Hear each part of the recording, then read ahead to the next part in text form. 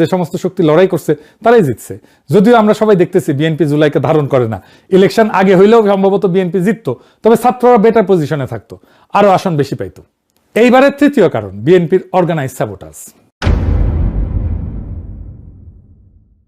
BNP শুধু অপেক্ষা করে নাই, বিএনপি সক্রিয়ভাবে অন্তর্বর্তী সরকারকে ব্যর্থ করছে, সক্রিয়ভাবে কাউন্টার রেভলিউশনারি কাজ করছে। কি কি করছে বিএনপি আগেও বলছি। ঢাকা সিটি কর্পোরেশন অচল করে রাখছে, সচিবালয় আন্দোলন করছে, প্রত্যেকদিন একটা ইস্যু, প্রত্যেকদিন একটা জ্যাম। এখন একটু জায়গায় দেখেন নির্বাচনের পরে এইসব আন্দোলন কোথায় উদা হয়ে গেছে, একটাও নাই, জাতিগুলোর মতো উড়ে গেছে। কারণ আন্দোলনগুলো কখনোই জনগণের দাবির আন্দোলন ছিল না, বিএনপি করতো। এগুলো ছিল ইউনূস সরকারকে ডিস্টেবিলাইজ করার টুল। 2 নাম্বার স্থানীয় সরকার নির্বাচন আটকাই দিছে।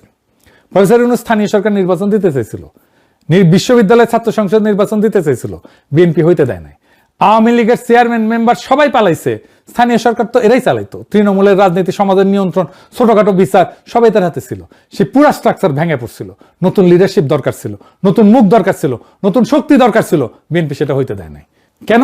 কারণ স্থানীয় নির্বাচন হইলে কি হইতো? জামাত এনসিপির মাঠ পর্যায়ে একটা বেস তৈরি হইতো, ইউনিয়ন পরিষদ, পৌরসভা, উপজেলায় নতুন মুখ আসতো যারা বিপ্লবের পক্ষের।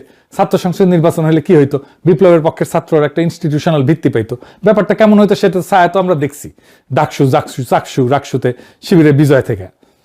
সেটা যদি পুরা দেশের ইউনিয়নে হইতো, কি হইতো ভাবেন? বিএনপি এটা জানতো। তাই ইন্টারমিডিয়েট ইনস্টিটিউশন তৈরির আগেই জাতীয় নির্বাচন চাইতেছিল। সিভিল মিলিটারি ব্যুরো কাছে ভয় পেয়ে গেছে যে এইখানে Awami League, BNP, India West এক হয়ে গেছে, এই রে ব্যাপার বুঝি জামাতে ইসলাম ক্ষমতায় চলে আসলো। বিএনপির তো একটা ক্যাডার নেটওয়ার্ক আছে, তার সাথে আওয়ামী লীগের মাঠের কর্মীরা যুক্ত হয়েছে। ছাত্রলীগ, যুবলীগ সব বিএনপিতে ভিড়ে গেছে। আমিও দেখাইছি অনেক ভিডিওতে বিএনপির ক্যাম্পেইন করতেছে, নিজেরাই বলতেছে আমরা আওয়ামী লীগ, এখন বিএনপি হয়েছি। সকল বাংলাদেশের আনাচে কানাচে যত শ্রমিক আছে তাদের ন্যায্য অধিকার সবরত আমরা চাই, নিজেদের নয়, আমরা চাই অধিকার, অধিকার, অধিকার। জয় বাংলা। ধন্যবাদ, ধন্যবাদ। বাংলাদেশ জিন্দাবাদ, জাতীয়বাদী। এই বিএনপির মাঠের লোকের অভাব হয় নাই, ইউনিয়ন পর্যায়ে সংগঠন আছে, কিন্তু 1 বছর পুরনো এনসিপি সেটা নাই। এটা একটা ক্লাসিক কাউন্টার রেভলিউশনারি কৌশল। এটা আমার কথা না, ইতিহাসে বারবার এটা দেখাইছে। বিপ্লবের পরে 2টা জিনিস একসাথে রেস করে, এক নতুন শক্তির ইনস্টিটিউশন বিল্ডিং, 2 পুরানো শক্তির কামব্যাক। যে আগে শেষ করে সেই জেটে। 2 শক্তির কাজ কি? স্থানীয় নির্বাচনে জিতে বেস বানানো, ছাত্র সংসদের নিজে ক্যাম্পাস দখল করা, মাঠে ক্যাডার তৈরি করা। এটা সময় লাগে। পুরোনো শক্তির কাজ কি? এই বেস বানানোর আগেই জাতীয় নির্বাচনে নিয়ে যাওয়া, যেখানে তাদের আগে থেকে থাকা 35 বছরের নেটওয়ার্ক কাজ করবে। বিএনপি ঠিক এইটাই করছে। ইন্টারমিডিয়েট ইলেকশন সব আটকাইছে, স্থানীয় নির্বাচন না বলছে, ছাত্র সংসদ না বলছে, জাতীয় নির্বাচনের দিকে ঠেলা দিছে। মানে বিপ্লবের শক্তিকে শিকড় গজনের সময় দেয় নাই, গাছ বড় হওয়ার আগে উপড়ে ফেলছে। এটা কাউন্টার রেভলিউশন। সামনে থেকে লড়াই না, সময়কে অস্ত্র বানায়। ফ্রান্সে 1789 সালে বিপ্লব হইল, জনগণ রাজতন্ত্র উৎখাত করলো, কিন্তু বিপ্লবীরা নিজেদের মধ্যে বিভক্ত হয়ে গেল। নতুন কাঠামো দাঁড় করানোর আগে ক্ষমতার লড়াই শুরু হলো। ঠিক সেই বিশৃঙ্খলার মধ্যে নেপোলিয়ান ঢুকে পড়লো। সে বলল আমি শৃঙ্খলা আনবো, স্থিতিশীলতা আনবো, শান্তি আনবো। ক্লান্ত মানুষ মেনে নিল, বিপ্লবের ফসল তুললো পুরনো ধাঁচের একজন শাসক। বাংলার লুথার কিং দেশে ফিরে একই কথা কইছিল, নিরাপদ বাংলাদেশ করবে, তাই না? একই সিস্টেম, একই টেমপ্লেট। মিশরে 2011-তে তাহার স্কোয়ারে লাখো তরুণ হোসেনি মোবারককে হটাইলো, তারপর নির্বাচন হইলো, মুরসি জিতলো। কিন্তু পুরনো সেনাবাহিনী, পুরনো আমলাতন্ত্র, পুরনো ব্যবসায়ী গোষ্ঠী, এরা সবাই মিলে মুরসিকে অচল করে দিল। তারপর সিসি আসলো, সামরিক অভ্যুত্থান হইল, আর বলল আমি স্থিতিশীলতা। তার স্কোয়ারের তরুণরা তারা আজ কারাগারে, নির্বাসনে অথবা নীরব। প্যাটার্নটা বুঝতে পারছেন? বিপ্লবের পরে পুরনো শক্তি কখনো সামনে থেকে লড়ে না, তারা অপেক্ষা করে, বিপ্লবীদের বিভক্ত হইতে দেয়, ক্লান্ত হইতে দেয়, ভুল করতে দেয়, তারপর স্থিতিশীলতার মুখোশ পইরা ফিরে আসে। বাংলাদেশে বিএনপি ঠিক এই কাজটাই করছে, শুধু সামরিক অভ্যুত্থানের বদলে নির্বাচনী পথে। তারেক রহমান স্থিতিশীলতার কথা বলছে, শান্তির কথা বলছে, ক্লান্ত দেশের মানুষ মাইনা নিছে। এরপর 4 নম্বর কারণ, বিএনপি 209 আসন পাইল কিভাবে? আওয়ামী লীগ তো নিষিদ্ধ, তাহলে এই ভোটগুলা কোথায় গেল? উত্তরটা আপনাদের জানা। পুরানো বন্দোবস্তে প্রত্যেকটা স্তম্ভ বিএনপির পিছনে সারিবদ্ধ হয়ে গেছিল। 1 নম্বর স্তম্ভ আমলাতন্ত্র, ব্যুরোক্রেসি। হাসিনা 15 বছর যে প্রশাসন তৈরি হয়েছে, ডিসি, ইউনো, পুলিশ, নির্বাচনের কর্মকর্তা, এরা সব পুরনো ব্যবস্থার লোক। এদের জন্য বিএনপি মানে সিস্টেম কন্টিনিউশন, জামাত এনসিপি মানে সিস্টেম ডিসরাপশন। জামাত এনসিপি আসলে কি হবে? দুর্নীতির বিচার হবে, ব্যাংক লুটেরাদের হিসাব চাওয়া হবে, প্রশাসনে জবাবদিহিতা আসবে, ব্যাংকগুলো থেকে পাচার হয়ে গেছে ফেরত দিতে হবে সেগুলো। কিন্তু বিএনপি আসলে পুরনো খেলা চলবে, শুধু মুখ বদলাবে। তাই হইতেছে কিনা বলেন? এই জন্যই আমলাতন্ত্র বিএনপির পাশে। আমরা পুলিশ লীগের অবসান চাইছিলাম না, এখন আইসা বলে আমি জাতীয়তাবাদী আদর্শের সৈনিক। শুনেন, বিগত ফ্যাসিস্ট আমলের 18 বছর একের পর এক পদবঞ্চনা, অপমান, বৈষম্য আর মানসিক নির্যাতনের শিকার হয়েছি, কিন্তু শত প্রতিকূলতার মধ্যেও আমি জাতীয়তাবাদী আদর্শ থেকে এক চুলও বিচ্যুত হইনি। শুনেছেন? তাহলে বদলাইলো কি? এবার আসেন 2 নম্বর স্তম্ভ, সেনাবাহিনী, পুলিশ, র্যাব। জুলাই অভ্যুত্থানে সেনাবাহিনী, পুলিশ, র্যাব এদের অনেকের হাতে মানবতা বিরোধী অপরাধের রক্ত লাগিছে, নিরস্ত্র মানুষের উপরে গুলি চালানো হয়েছে। তার আগে গুম খুনের অভিযোগ তো আছে সেনাবাহিনীর জেনারেলদের বিরুদ্ধে। এই অপরাধের বিচার হইলে কারা কাঠগড়ায় দাঁড়াবে? এদের কর্তা ব্যক্তিরা। তাই এরা বিচার হইতে দিতে রাজি না। ইউনূস সরকারকে এরা পদে পদে অসহযোগিতা করছে, আয়নাঘর পর্যন্ত ভিজিট করতে দেয় নাই। তাই তারা বিএনপির সাথে একটা আন্ডারস্ট্যান্ডিং করে ফেলছে, তোমাদেরকে আমরা ক্ষমতায় পৌঁছে দেব, তোমরা আমাদের বিচার করবা না। এখন আসেন নেপালের সাথে তুলনা করেন। নেপালের সেনাপ্রধান আন্দোলনকারীদের জিজ্ঞেস করতেছে তোমরা কাকে চাও। নেপালের সেনাপ্রধান ফ্যাসিলিটেটর, বাংলাদেশের সেনাপ্রধান ইন্টারেস্টেড স্টেক হোল্ডার।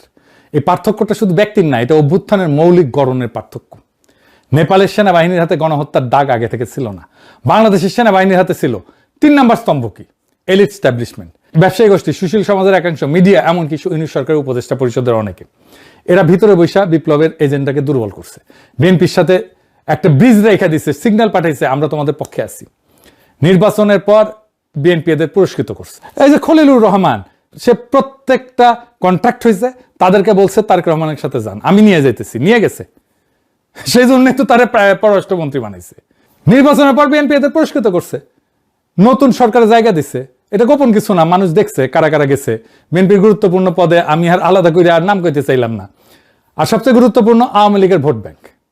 এই ভোট ব্যাংকের বড় অংশ দিশেহারা, তারা জামাত এনসিপিকে দেখতেই পারে না।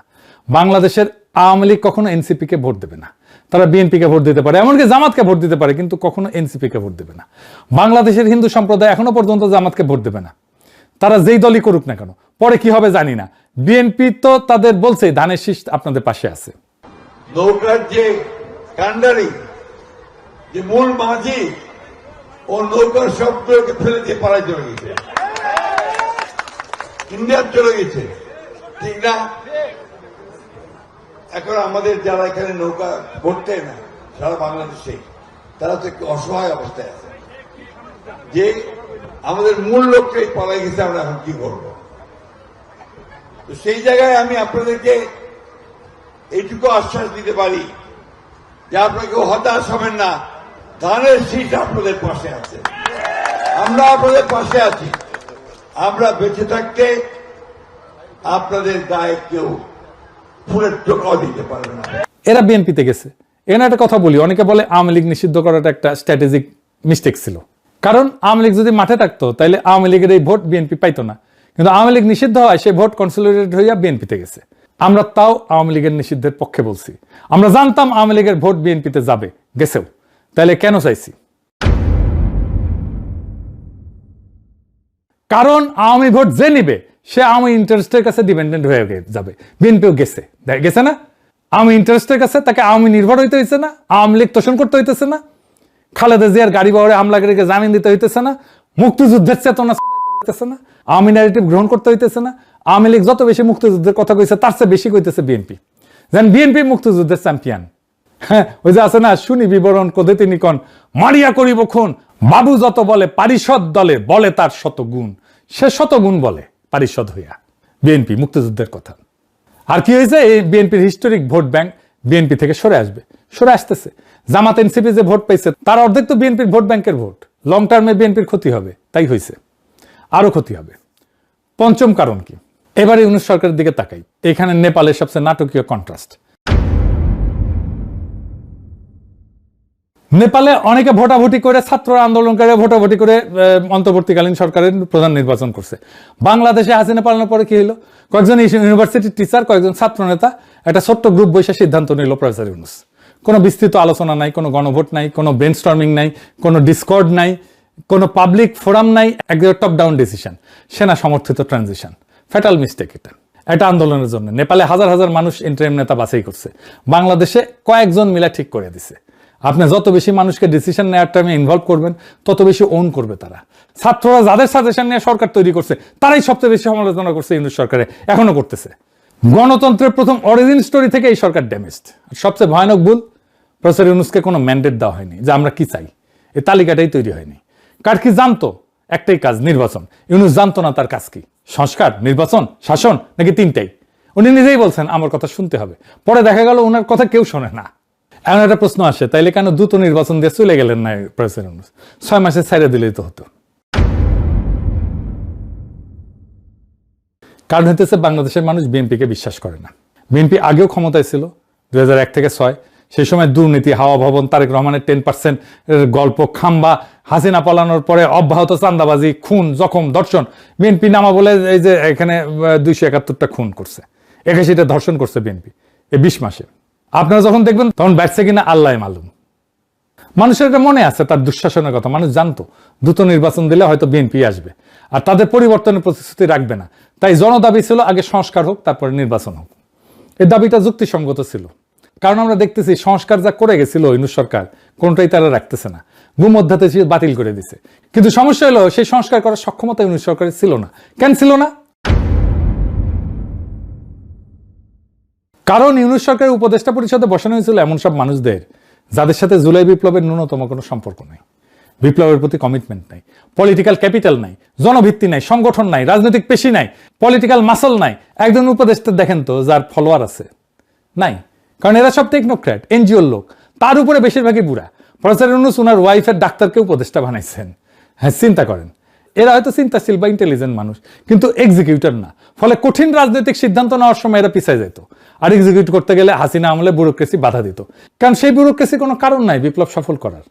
আর বিপ্লবের আসল শক্তি প্রাইভেট বিশ্ববিদ্যালয়ের ছাত্রছাত্রী, তরুণ নারীরা, সোশ্যাল মিডিয়া অ্যাক্টিভিস্ট, গার্মেন্টস শ্রমিক, রিক্সাওয়ালা, দিনমজুর, মাদ্রাসা ছাত্র, আলেম, এদের কাউকে কাছে টানা হয়নি। আলেমদের মামলাগুলো পর্যন্ত তোলা হয়নি সব।